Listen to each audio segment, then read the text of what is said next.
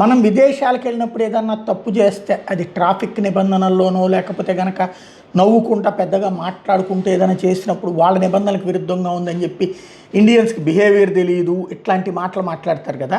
ఇదిగో ఒకటి చూడండి,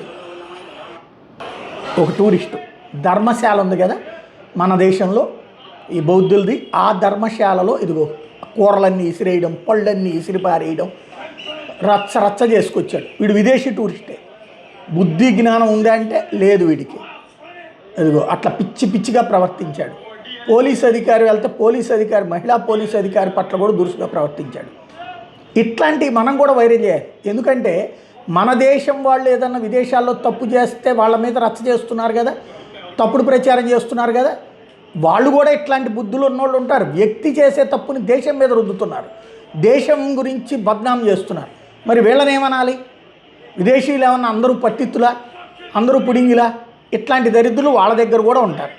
ఈ విషయాన్ని మనం కూడా ఫోకస్ చేయాల్సిన అవసరం ఉంది.